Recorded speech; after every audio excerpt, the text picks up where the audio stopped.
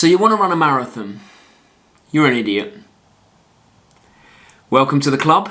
We're all idiots.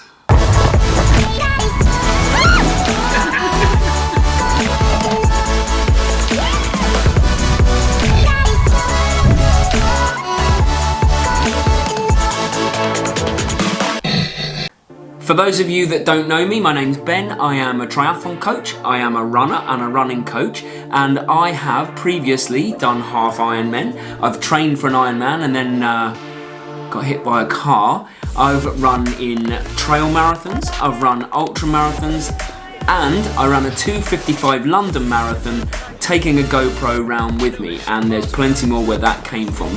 But if you're watching this video, if you've clicked on this video, you're about to take a step into the unknown because you are thinking about at least or going to run a marathon. And let me tell you, it is like not very much you've ever experienced in your life.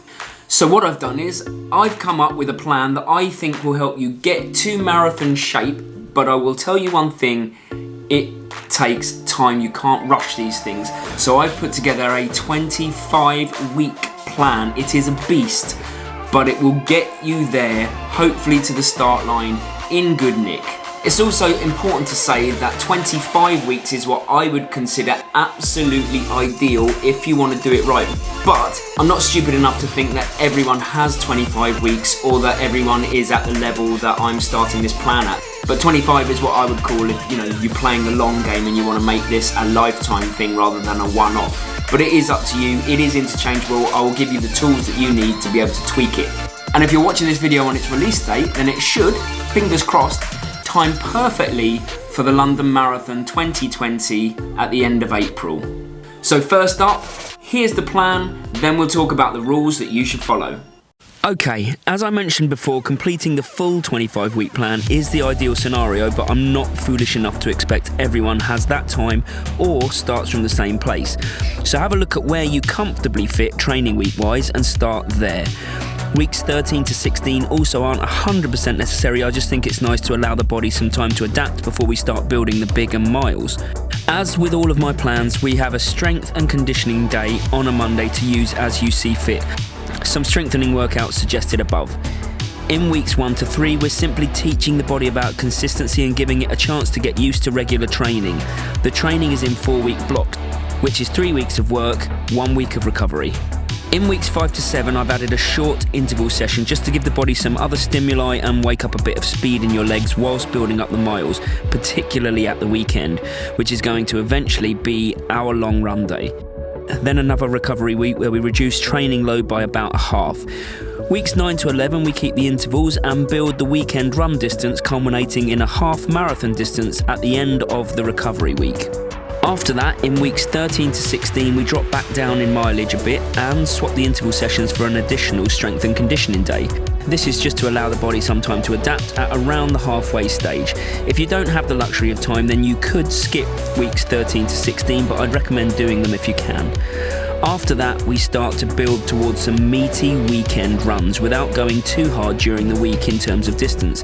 And in fact, when we build the last 2 long runs, topping out at 34k, we actually reduce the runs in the week a little. Then a 3-week taper, which is a gradual reduction in training load until we're fresh and ready to punch this marathon right in the face.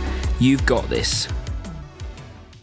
And there it is. What was the saying about nothing worth having ever came easy? Well, that is applicable in this case, because let me tell you something about running a marathon. Doesn't matter how much you prepare, the last 10 kilometers, something around that, is going to be painful.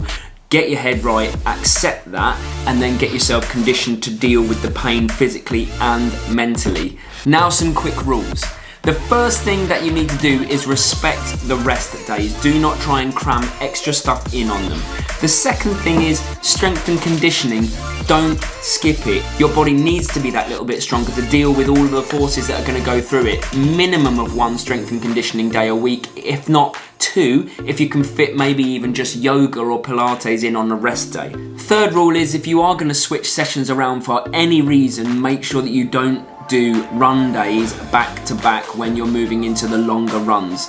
That's really important. You could probably get away with it with smaller interval sessions like in the early days, but once you start putting in the big miles, it is really a mistake to try and do back-to-back runs when you're still building up your body's tolerance to what you're putting it through. I mean, if you have any questions whatsoever about how to train for a marathon, any other questions you want to ask me, or any questions about the plan that you've just seen, give me a shout. It's as simple as I could make it, and it is a one-size-fits-all approach. It's not what you'd get if you paid a coach for a bespoke training plan, but this is me trying to help as many people as possible, taking into account as many factors as I possibly can. So I'm not going to get it right for everyone, but if you respect the rules, you give yourself the best chance of getting to the start line whenever your marathon is.